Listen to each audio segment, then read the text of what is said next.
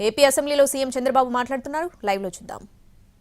తిరిగి Telugu Desam party office పైన దాడి చేసే పరిస్థితికి వచ్చారు. నా చరిత్రలో ఎప్పుడు నేను చూడలేదు. ఒక ఆఫీసు పైన దాడి చేసి నేను ఆ సమయంలో కేంద్ర హోమ్ మినిస్ట్రీకి ఫోన్ చేసి కంప్లైంట్ చేసి గవర్నర్కి కూడా కంప్లైంట్ చేసే పరిస్థితికి వచ్చాం. అక్కడి నుంచి నేను ఆఫీస్కి వెళ్ళాను. ఇంత దుర్మార్గంగా నా జీవితంలో ఊహించలేదు. ఒక పార్టీ కార్యాలయం అనేది ప్రజలకు సేవ చేసే ఒక పవిత్ర దేవాలయం.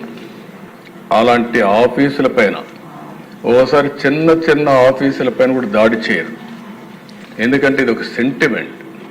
ప్రజాస్వామ్యంలో పార్టీ ఆఫీసులన్నిటిపైన ఎప్పుడూ దాడి జరగలేదు. అలాంటి జరిగే పరిస్థితి వచ్చింది. అదే మరి సరే, మనం మాట్లాడుకుంటూనే ఉన్నాం. మీరు బాధితులు, నేను బాధితుడినే, ఇక్కడ అందరూ బాధితులే, ఒకరని కాదు. నేను ఆ రోజు ఈరోజు కూడా చెప్తున్నా, నేను చాలా స్పష్టంగా ఉన్నా. రాజకీయ కక్షలతో నా జీవితంలో ఎప్పుడు నేను రాజకీయం చేయలేదు, ఇప్పుడు కూడా నేను చేయను. అదే సమయంలో లా అండ్ ఆర్డర్ సమస్యలు క్రియేట్ చేసే వాళ్ళపైన మాత్రం ఈ ప్రభుత్వం సింహ స్వప్నంగా ఉంటుందని మరొకసారి హెచ్చరిస్తున్నారు. ఎవరైనా చరిత్ర ఒకసారి చూసుకుంటే దిశ తెలుగుదేశం పార్టీ వచ్చిందంటే లా అండ్ ఆర్డర్ సెట్ కావాలి. ఈరోజు ఎన్డీఏ ప్రభుత్వం ఉన్నాం. ఎన్డీఏ ప్రభుత్వం కూడా చాలా స్పష్టంగా ఉంది. ఎట్టి పరిస్థితుల్లో లా అండ్ ఆర్డర్ ఉపేక్షించాం, ఎవరు బ్రేక్ చేసినా.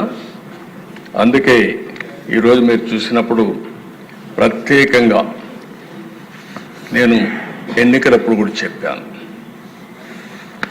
నేను సమస్యల్ని జరిగే లా అండ్ ఆర్డర్ కంట్రోల్ చేయగలుగుతాను, కానీ కొంతమంది గంజాయికి అలవాటు పడి, డ్రగ్స్కి అలవాటు పడి అలాంటి వ్యక్తులు రాత్రి మారిపోతారంటే చాలా సమస్య ఉంటుంది, అడిక్షన్ అయిపోయి ఉంటారని చెప్పి చెప్పాను.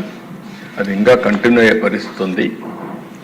ఏదేమైనా అధ్యక్ష, గంజాయి పైన, డ్రగ్స్ పైన ఉక్కు పాదం మోద్దాం, ఈగులనే ప్రత్యేక వ్యవస్థ తీసుకొచ్చాం. నేను ఈ రాష్ట్రంలో ఉండే ప్రజలందరికీ విజ్ఞప్తి చేస్తున్నా, మీ పిల్లల్ని, మీ కుటుంబ సభ్యుల్ని మీరు కూడా కంట్రోల్ చేయాల్సిన అవసరం ఉంది. ఎక్కడికక్కడ మెంటరింగ్ చేయాల్సిన అవసరం ఉంది. ఎక్కడ కూడా ప్రతి ఒక్కరికి విజ్ఞప్తి చేస్తున్నా, మన స్వార్థం కోసం మనం గంజాయి పండించి ప్రజల జీవితాలతో చెలగాడడం కరెక్ట్ కాదు. అందుకే లేటెస్ట్ టెక్నాలజీస్ అన్నీ ఉపయోగిస్తున్నాం. నేను కంట్రోల్ అయిందని కానీ మంత్రి గారు ఇప్పుడు కూడా చెప్పారు, మేము కంట్రోల్ చేశామని. ఇంకా పూర్తిగా కంట్రోల్ చేశామని చెప్పడం లేదు. ప్రజలు మెచ్చుకున్నప్పుడే మీరు కంట్రోల్ చేసినట్టు అవుతుంది. అంతవరకు మీ పని ఉంటుంది. ఎట్టి పరిస్థితుల్లో ఈ రాష్ట్రంలో 1 ఎకరా కూడా గంజాయి పండించడానికి వీలు లేదు. అది జరిగే వరకు నిరంతరం ఈ ప్రభుత్వం పోరాడుతుందని చెప్పి